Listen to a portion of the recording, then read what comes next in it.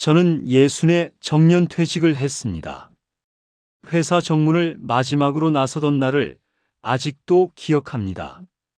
특별히 가슴이 벅차지도 눈물이 나지도 않았습니다. 오래전부터 예정되어 있던 일이었고 언젠가는 반드시 맞이해야 할 순간이라고 생각해 왔기 때문입니다. 그래서인지 퇴직 직후 몇 달 동안은 은퇴했다는 사실이 실감나지 않았습니다. 그 시기에는 만남이 많았습니다. 송별회가 이어졌고 점심 약속과 커피 약속이 연달아 잡혔습니다. 그동안 고생 많으셨습니다라는 말을 여러 번 들었습니다.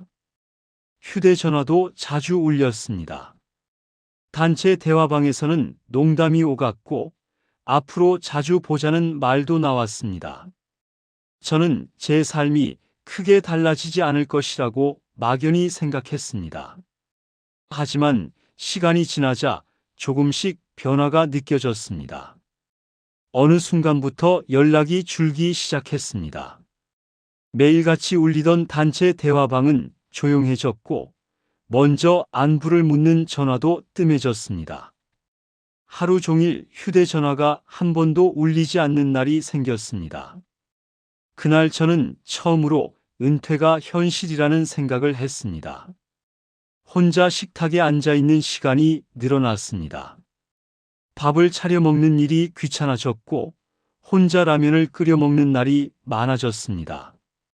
가족들과 시간을 보내면 괜찮을 거라고 생각했지만 현실은 그렇지 않았습니다. 아이들은 아이들대로 자신의 진로와 삶을 고민하며 바쁘게 살고 있었고 10살이나 어린 아내는 지금 한창 일이 재밌어서 저랑 놀아줄 시간이 없었고 저 역시 아내에게 내가 은퇴했으니 당장 당신도 일을 그만두고 집에서 내 밥을 해주고 같이 시간을 보내달라고 말할 수 없었습니다. 아내와 결혼에 골인하기 위해 했던 총각 때의 기억이 떠오릅니다. 10살이나 어린 아내를 처음 보고 한눈에 반했지만 처음 만났을 때만 해도 나이 차이는 제게 늘 마음의 빛처럼 느껴졌습니다. 저는 이미 직장 생활의 기반을 다져가던 시기였고 아내는 사회에 첫 발을 내디딘 지 얼마 되지 않았을 때였습니다. 함께 있으면 즐거웠지만 한편으로는 제가 아내의 시간을 너무 많이 가져가는 것은 아닐까 하는 생각도 했습니다. 결혼을 결심하기까지의 과정도 쉽지 않았습니다. 무엇보다 장인어른과 장모님의 반대가 컸습니다. 나이 차이도 문제였고 안정적인 직장에 다니고는 있었지만 제 나이가 이미 적지 않다는 점도 부담으로 작용했습니다. 몇 번이나 찾아뵙고 말씀을 드렸지만 그때마다 돌아오는 대답은 신중해야 한다는 말뿐이었습니다. 그 시절 저는 무슨 용기가 있었는지 주말마다 아내와 함께 장인 장모님 댁으로 향했습니다. 빈손으로 갈 수 없어 그 당시 꽤나 비쌌던 과일 바구니를 들고 갔고 식탁 앞에서는 최대한 차분하게 제 이야기를 했습니다. 앞으로 어떻게 살 생각인지, 아내를 어떤 마음으로 책임질 것인지 평범하지만 제가 할 수 있는 말들을 반복해서 전했습니다. 장모님은 말없이 제 이야기를 들으셨고 장인어른은 대부분 고개를 끄덕이기만 하셨습니다. 결국 허락을 받기까지 적지 않은 시간이 걸렸습니다. 마지막으로 찾아뵀던 날 장인어른은 오래 침묵하시다가 제게 아내의 손을 잘 잡아달라는 말씀을 하셨습니다.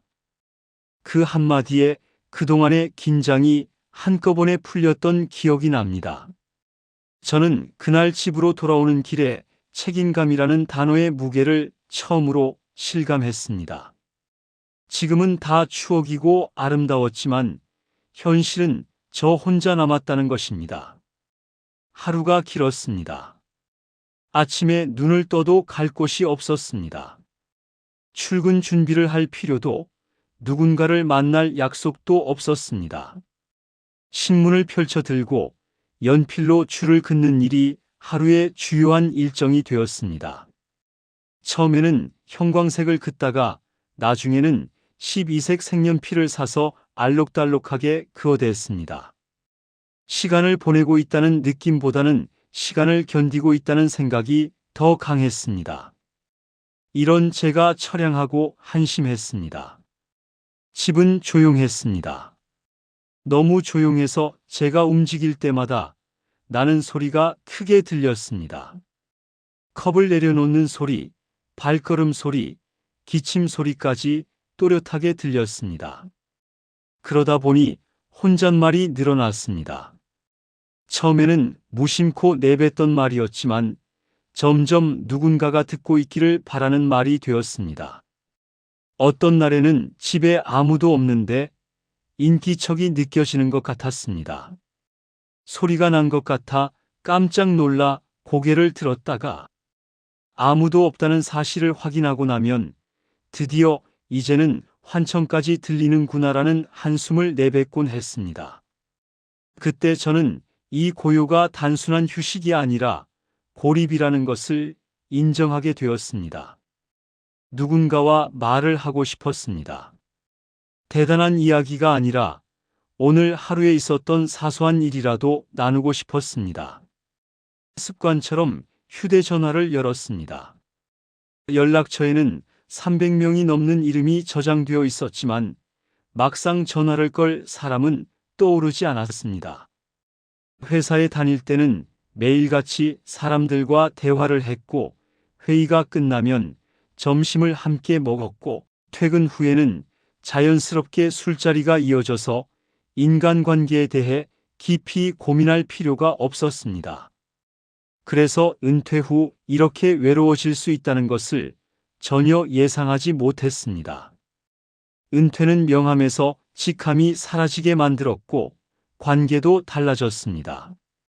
용기를 내어 전화를 걸면 처음에는 조만간 보자는 말을 들었습니다. 그 말은 시간이 지나면서 나중에 보자가 되었고 결국 언젠가 보자로 바뀌었습니다. 그 언젠가는 대부분 경조사가 있을 때였습니다. 경조사비는 부담이 되었습니다. 물가가 오르면서 최소 10만 원이 기본이 되었습니다. 퇴직 후 수입이 줄어든 상황에서 그 비용은 가볍지 않았습니다. 자연스럽게 경조사를 챙기는 횟수가 줄어들었습니다. 이 문제를 두고 아내와 크게 다툰 적이 있습니다. 경조사비 이야기를 꺼내자 아내는 이제는 모든 경조사를 다 챙길 필요가 없다고 말했습니다. 꼭 가야 할 사람, 정말 중요한 사람만 챙기자고 했습니다. 저는 그 말을 듣는 순간 자존심이 상했습니다. 돈의 문제가 아니라 제 인간관계 전체를 정리하라는 말처럼 들렸기 때문입니다. 말이 오가다 목소리가 높아졌습니다. 저는 아직 사회와 완전히 끊어지고 싶지 않다고 말했고 아내는 현실을 보자고 했습니다. 이미 은퇴했고 앞으로의 생활을 생각해야 한다고 했습니다. 그 말이 틀리지 않다는 걸 알면서도 저는 쉽게 받아들일 수 없었습니다. 그날 대화는 서로 마음의 상처를 남긴 채 끝났습니다. 며칠이 지나서야 아내의 말이 단순한 계산이 아니라 걱정에서 나온 말이라는 걸 알게 되었습니다. 하지만 그때 느꼈던 감정은 오래 남았습니다. 경조사를 줄인다는 것은 비용을 줄이는 일이 아니라 제 삶의 한 부분을 내려놓는 일처럼 느껴졌기 때문입니다. 은퇴하면 가족이 저를 더 챙겨줄 것이라는 기대도 있었습니다. 시간이 많아지면 자연스럽게 가족과 보내는 시간도 늘어날 거라고 생각했습니다. 그래서 저는 아내에게 자주 메시지를 보냈습니다. 점심은 먹었는지, 오늘은 몇 시에 오는지, 별일은 없는지 묻는 짧은 톡이었습니다. 처음에는 아내도 답장을 해주었습니다. 바쁘다는 말과 함께 짧은 대답이 돌아왔습니다. 아이들에게도 전화를 했습니다. 요즘 어떻게 지내는지, 밥은 잘 먹고 있는지 묻는 전화였습니다. 처음에는 아이들도 전화를 받아주었고 짧게나마 이야기를 나눴습니다. 하지만 시간이 지나자 분위기가 달라졌습니다. 답장은 점점 늦어졌고 통화는 짧아졌습니다. 아내의 톡에는 지금 회의 중, 나중에 이야기하자라는 말이 늘어났고 아이들 역시 전화를 받지 않거나 바쁘다는 이유로 빨리 끊었습니다. 저는 그 변화가 느껴졌습니다. 말투가 아니라 간격에서, 길이가 아니라 속도에서였습니다. 그때부터 더 힘들어졌습니다. 가족이 곁에 있는데도 점점 밀려나는 느낌이 들었습니다. 저는 혼자가 된 것이 아니라 필요 없는 사람이 되어가는 것 같았습니다. 아내와 아이들의 삶에서 저는 우선순위가 아니었고 그 사실이 하루하루를 더 무겁게 만들었습니다. 그럴수록 마음 한편에서는 원망이 올라왔습니다. 말로 꺼내지는 않았지만 여태까지 무엇을 위해 그렇게 열심히 살았는지 스스로에게 묻게 되었습니다. 가족을 위해 시간을 썼고 회사를 핑계로 집에 늦게 들어오던 날들도 모두 결국은 이 시간을 위한 것이었다고 믿어왔습니다. 그런데 막상 시간이 생기자 저는 함께할 사람이 아닌 방해가 되는 존재처럼 느껴졌습니다. 그 생각이 들 때마다 지난 세월이 야속해졌습니다. 가족이 아니어도 좋으니 그 시절 함께 웃고 일하던 사람들 중 누구에게라도 연락이 왔으면 좋겠다고 생각했습니다. 별다른 용건이 없어도 괜찮았습니다. 안부 한마디, 잘 지내느냐는 질문 하나면 충분했습니다. 저는 하루에도 몇 번씩 휴대전화를 확인했습니다. 전화가 울리지 않는 걸 알면서도 화면을 켜보았습니다. 연락처 목록을 위아래로 넘기다가 이름을 하나 눌렀다 지우기를 반복했습니다. 먼저 연락하면 부담이 될까, 귀찮아할까 하는 생각이 앞섰습니다. 그래서 결국 아무에게도 전화를 걸지 못한 채 휴대전화를 내려놓았습니다. 그 순간마다 제가 살아온 시간들이 더 공허하게 느껴졌습니다. 회사에서 보낸 세월, 사람들 속에 있던 시간들이 지금의 저를 지켜주지 못하는 것 같았습니다. 저는 여전히 연락이 오지 않을 걸 알면서도 휴대전화를 들여다보았습니다. 기대라기보다는 누군가의 이름이 화면에 뜨기를 바라는 간절함에 가까웠습니다. 시간이 흐르자 회사 동료들의 얼굴이 점점 흐릿해졌습니다. 이름은 기억나는데 표정이 잘 떠오르지 않았습니다. 그 무렵 아파트 게시판에서 통장을 선출한다는 공고를 보았습니다. 특별한 이유는 없었습니다. 그저 사람들 속으로 들어가고 싶다는 마음이 들었습니다. 저는 아파트 통장 선거에 나가기로 했습니다. 프로필 사진을 찍고 간단한 소개 글을 써서 게시판에 붙였습니다. 통장이 되리라고 기대하지는 않았습니다. 다만 사람들이 제 얼굴을 한 번이라도 더 보고 저라는 사람이 이곳에 살고 있다는 것을 알아주었으면 했습니다. 선거 기간 동안 아파트 입구에 서서 인사를 했습니다. 어색하게 웃으며 고개를 숙였습니다. 처음에는 시선을 피하는 사람들도 있었지만 며칠이 지나자 고개를 끄덕여주는 사람들이 생겼습니다. 결국 저는 통장이 되지 못했습니다. 결과를 들었을 때 큰 실망은 없었습니다. 처음부터 통장이 되는 것이 목표는 아니었기 때문입니다. 제가 바라던 것은 사람들에게 제 얼굴을 알리고 이 동네에 이런 사람이 살고 있다는 사실을 남기는 것이었습니다. 그 목적은 이미 이루어졌다는 생각이 들었고, 그래서 마음 한편이 오히려 가벼워졌습니다. 그 이후로 달라진 점이 있었습니다. 동네에서 저를 알아보고 먼저 인사하는 사람들이 생겼습니다.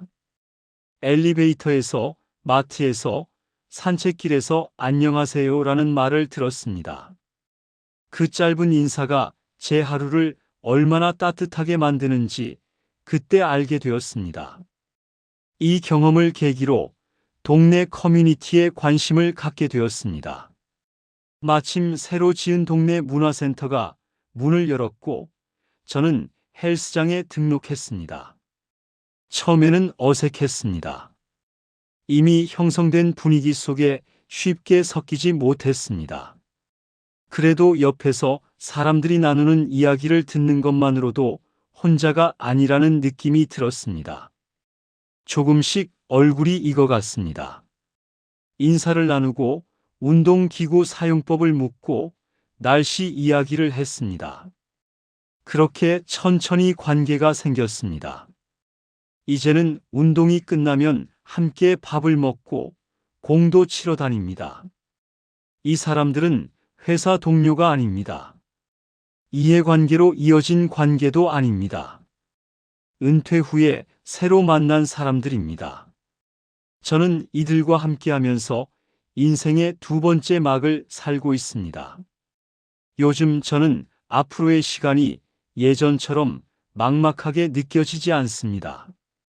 이 동네에서 얼굴을 알고 이름을 부르며 인사할 수 있는 사람들이 생겼기 때문입니다. 누군가와 매일 깊은 이야기를 나누지 않아도 괜찮습니다.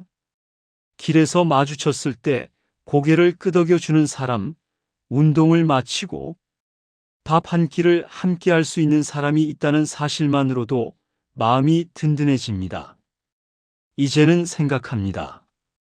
앞으로 남은 30년을 혼자 버텨야 하는 시간이 아니라 고립되지 않을 수 있는 재산을 하나 얻었다고 말입니다. 돈처럼 눈에 보이는 것은 아니지만 필요할 때 기댈 수 있고 웃을 수 있고 말을 건넬 수 있는 사람들입니다. 그 재산이 있다는 사실이 저를 한결 단단하게 만듭니다. 여전히 외로움이 완전히 사라진 것은 아닙니다. 하지만 이제는 그 외로움에 휘둘리지 않습니다. 저는 다시 사람들 속에 설 수 있다는 자신감을 얻었습니다. 늦게 시작한 인생의 다음 시간을 이번에는 조금 덜 두려운 마음으로 살아갈 수 있을 것 같습니다.